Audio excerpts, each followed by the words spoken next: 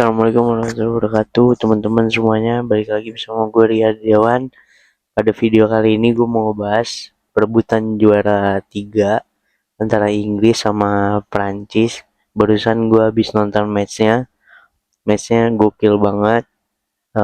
Sayang nih buat teman-teman yang gak nonton match ini, karena match ini walaupun memang bisa dianggap perebutan juara 3, tapi nggak bisa dipungkiri karena ada kebanggaan, ada pride juga, dan mempengaruhi peringkat dunia juga. Jadi gue habis nonton match ini berasa ngelihat kalau ini kedua negara ini memang lepas banget mainnya, terus ditambah juga udah nothing tulus. Terus habis itu mungkin ada dendam tersendiri karena nggak bisa melaju ke final, tapi hanya memperebutkan juara 3 kayak gitu.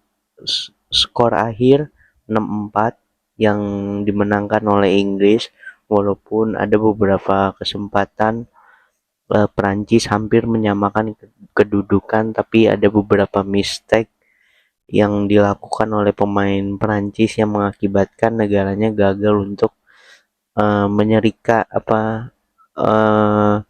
menyamakan kedudukan ya, kayak gitu.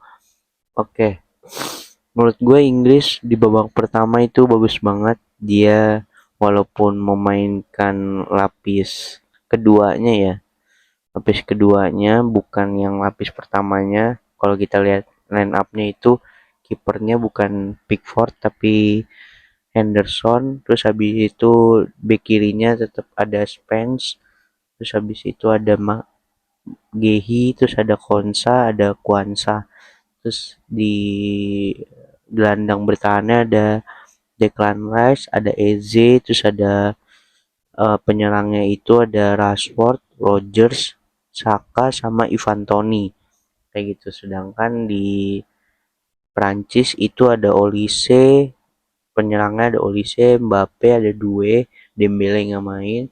Terus habis itu ada Ryan Cherky, ada Rabiot, terus ada Zaire Emery, backnya Konde nggak main, mainnya masih Malo Gusto. Terus habis itu ada Ivan Konate, terus habis itu ada Lacroix, terus ada Theo Hernandez sama Mike Maignan kayak gitu.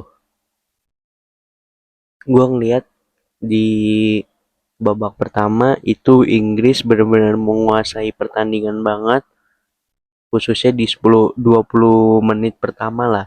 Jadi Perancis benar-benar bingung banget mainnya gimana.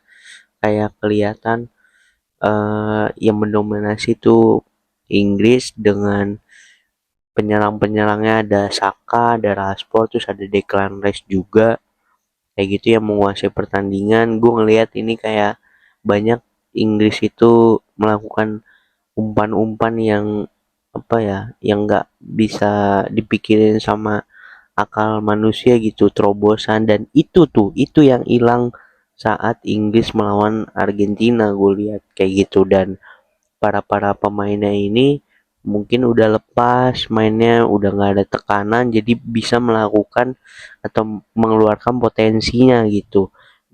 Terus benar aja di menit kedua Declan Rice ngegolin, nge-shoot dari luar kotak penalti. Itu top banget menurut gua golnya. Terus habis itu eh si siapa and si Konsa juga ngolin lewat sundulan di menit 18.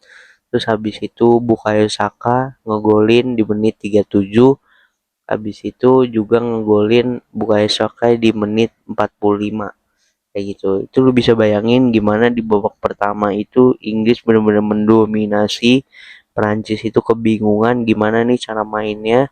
Terus habis itu ditambah si si Inggris itu dia mengurung, gue ngeliat mainnya ngurung banget kayak gitu, ngurung ngurung pemain Prancis bingung banget. Di babak pertama tuh bisa 4-0 tuh menurut gue gokil banget ya. kayak gitu. Apakah ini final yang diinginkan oleh masyarakat di luar sana atau gimana, gue nggak tahu lah. Tapi gue lihat Prancis ini sama-sama, eh Prancis ini gampang banget kebobolan di babak pertama kayak gitu. Terus mungkin ada efek Saliba nggak main, terus Upamecano juga mungkin nggak nggak begitu bagus di babak pertama kayak gitu. Terus juga Konde juga nggak main kayak gitu. Nah, di babak kedua barulah eh Prancis bisa bisa apa ya, mengembalikan keadaannya, yaitu beberapa kali dia menyerang, mainnya udah terbuka kayak gitu, tapi balik lagi, Rashford, Saka tuh mainnya bagus banget kayak gitu. Tapi di babak kedua Kylian Mbappe ngegolin di menit 48. Terus habis itu ada Barcola juga yang ngegolin di menit 54. Habis itu Mbappe di menit 66 golin lagi. Nih Mbappe ini benar-benar mesin gol yang dimiliki Prancis. Lu bayangin aja dengan umur segini dia sudah menjadi pencetak gol sepanjang sejarah di Piala Dunia kayak gitu, dan umur dia masih muda. Menurut gua mungkin kedepannya Messi kayaknya bakal dilewatin. Klose juga udah lewat. Terus habis itu dia masih di Piala Dunia 2030 masih akan main. Bahkan di Piala Dunia selanjutnya dia pasti akan terus bermain karena usianya masih muda dan dia benar-benar mesin pencetak gol menurut gua. Gokil banget nih orang kayak gitu. Terus di menit eh Mbappe golin di menit 66. Terus di menit 87 Bukayo Saka harus ngegolin juga, harus gol, dia golin lagi kayak gitu. Dan dia hat trick penalti itu gara-gara siapa si Malo Gusto ya, Malo Gusto yang melakukan pelanggaran ke Spence, terus akhirnya harus harus penalti kayak gitu. Nah, itu tuh sebenarnya ada kesempatan sebelum golnya Saka itu, si Olise gitu. Olise itu udah yang kosong banget tapi dia kagak gol pakai kaki kanan. Sayang banget kayak gitu. Akhirnya malah jadi memper apa ya, memberikan jarak lebih gitu. Terus di menit eh 90 80-an lah, 80-an, 90-an tuh si itu masuk, siapa?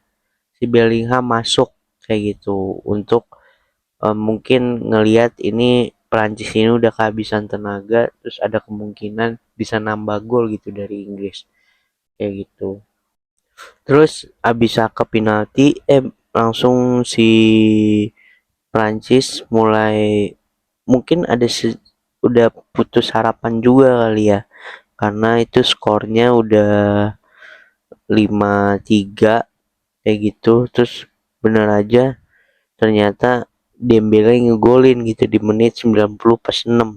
96 dia ngegolin dengan kaki kirinya ke pojok pojok kiri dari gawangnya Henderson dan gol kayak gitu. Gue kira bakal comeback, nggak taunya Jude Bellingham lepas di menit 98. Jude Bellingham lepas terus digocek-gocek, dia berasa main di halaman rumahnya, mungkin ya main di lapangan komplek rumahnya, back Prancis diobok-obok sama dia kayak gitu. Menurut gue ini pertandingan seru banget, tapi balik lagi pertandingan ini hanya merayakan gol, hanya merayakan peringkat 3 kayak gitu. Mungkin bagi fans-fans Madrid, bagi fans-fansnya Ronaldo mungkin ini pertandingan seru, tapi menurut gue pertandingannya sesungguhnya adalah di final kayak gitu, yang mempertemukan Spanyol versus Argentina kayak gitu. Mungkin di media mungkin banyak yang mempertanyakan, eh bukan mempertanyakan, menginginkan final ini ya kayak gitu, kedua tim ini masuk final karena benar-benar banjir gol atau apa. Tapi menurut gua Spanyol dan Argentina itu bukan merayakan gol tapi merayakan trofi menurut gua Jadi pertandingan ini hanya untuk menemani malam minggu atau minggu pagi ini sembari menjaga komplek, sembari eh, nungguin ayam berkokok. Jadi pertandingan ini sebenarnya nggak ada artinya apa-apa menurut gua. Kayak gitu ya udah, cuman buat permainan-permainan seru-seruan aja gitu. Tapi ya udah kayak gitu. Respect gua buat Inggris, terutama Bukayo Saka yang bisa hat trick. Kayak gitu, gua nggak tahu tuh Bukayo Saka cedera apa kagak ya, soalnya tadi pas di aftermatch itu kakinya kayak kesakitan gitu. Respect juga buat Mbappe yang udah bagus banget di Piala Dunia 2026 ini, karena dia sudah mencetak 22 gol gitu ya di sepanjang Piala Dunia yang dia ikutin gitu. Di Piala Dunia 2026 ini dia 10 gol. Kalau besok Messi nyetak 2 gol, bisa aja dia bisa aja Messi yang jadi pemenang top skor di Piala Dunia 2026 kayak gitu, atau enggak mencetak 3 gol lah Messi di final lawan Spanyol, tapi kayaknya nggak mungkin. Tapi balik lagi, ini goat ya, nggak ada yang nggak mungkin kayak gitu. Terima kasih Inggris, terima kasih Prancis yang udah menemani pagi gua ini, yang udah menemani perjalanan gua bikin konten.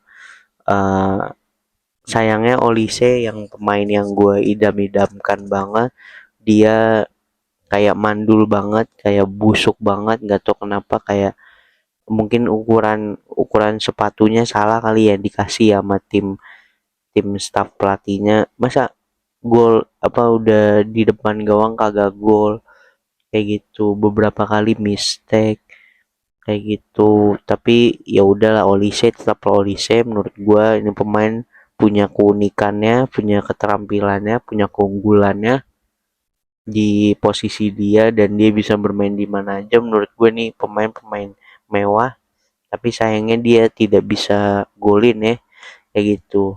Tapi eh